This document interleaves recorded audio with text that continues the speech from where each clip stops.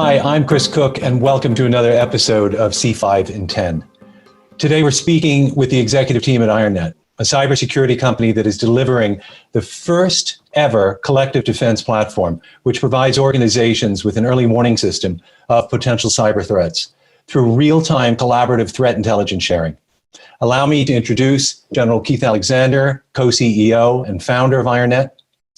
He's a four-star general with a decorated 40-year military career and was director of the National Security Agency, the NSA, and was appointed by Congress to be the first commander and lead U.S. Cyber Command. General Alexander is also a member of the Amazon Board of Directors. We're also delighted to have with us Bill Welch, the co-CEO of IronNet. Bill has more than 25 years of experience leading global technology and security companies. He formerly served as president and COO at Duo Security and as COO for Zscaler, where his success led to a 5x expansion in revenues and ultimately to the company's IPO in 2018. Let's get started.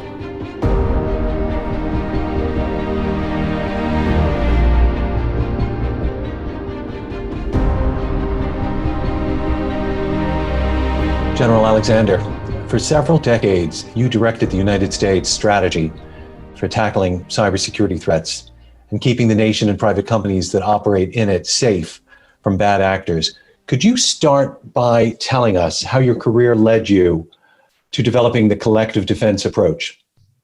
When we looked at starting Cyber Command, it was really caused by an event that the Defense Department had. The Defense Department was hacked in 2008 by Russia, and NSA helped solve that. Secretary Gates and the president saw that we solved it, and Secretary Gates said, we need you to stand up a new command and start Cyber Command with the mission of defending the Defense Department and the nation.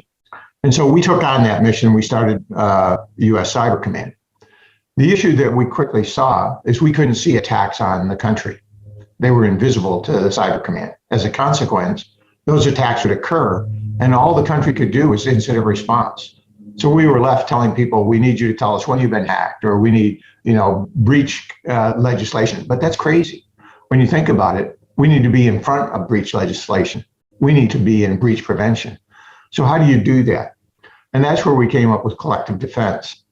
Today, if you think about it, all the companies that are fighting by themselves, they don't know if they've been hacked or not. And they fight until something bad happens. Think of SolarWinds.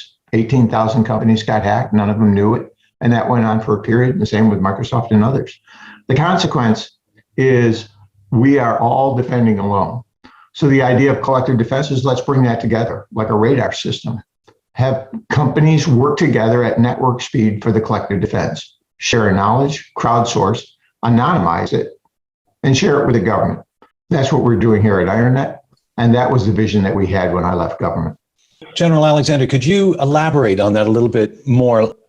Like, how does collective defense work? So in my mind, think about this as 90 mid-sized companies out there with 10 SOC analysts each. And they're all doing the best they can to defend their company. And those 90 companies are head down. They know what they're seeing to signature-based systems. And the problem with that is a signature-based system, what you need it to find is the unknowns. And there is no way to do that with a signature-based system because a signature-based system is based on the known. That leads you to behavioral analytics. Behavioral analytics is really hard. But once you get behavioral analytics working, what it does is it creates the information that you need to understand what's going on in your network and what hunters need to actually find bad actors in the network. Perhaps more importantly, if those 90 banks, if you think about them using an anomaly detection or behavioral analytics, a capability, and a signature, and sharing that information in an anonymized way, now instead of those 10 people, each in those 90 companies, looking down and trying to defend it, think about 900 people working together for collective defense. That's the future of cybersecurity. Using anomaly detection, correlating that across companies so you can see who has it, understanding who has it, and sharing that knowledge and quickly coming to grips with what's going on. If we had that in the SolarWinds in the government side, we would have stopped SolarWinds in the May-June time period of last year. Very interesting. Thank you. Bill, as a veteran technology leader of several sizable network security businesses. You've got a great perspective on macro developments in the market. How is IronNet filling a gap in this vast cybersecurity market? Yeah, I think I'd answer it a couple of ways, Chris. Number one is the current threat detection tools, they're really rear-facing and they're pretty much insufficient. And you can see that we spent hundreds of billions of dollars on tools that cannot identify or stop these attacks. Today's attackers, they're well-funded, they're sophisticated. The tools that we're using are lack the ability really to detect these very stealthy and targeted attacks. And what's challenging today in the business world is there's really no perimeter anymore. Cloud, IoT, SaaS applications have expanded that attack surface and the vulnerabilities in cyber. The good news is that cyber is benefiting because of the advances in artificial intelligence and machine learning. Just like what IronNet does with behavioral analytics, we identify the attack patterns that have penetrated that network defense. Signature-based detection cannot detect, which is what the general talked about. We work with technology partners such as CrowdStrike, Zscaler, Palo Alto Networks to really identify those behavioral threats that IronNet can see centrally from these sources of data. Our real differentiator, though, is that we're taking these detections from these individual networks, we're anonymizing them, and then orchestrating, as the general talked about, collective defense communities where members can see real-time threat picture of their sector, supply chain, or their business ecosystem. In the United States, we established an energy dome. I will tell you our anchor cornerstone customers, as we call them. One of them is Southern Company. They serve 9 million people across 6 states. They're a leading member of our collective defense energy dome community for this energy sector.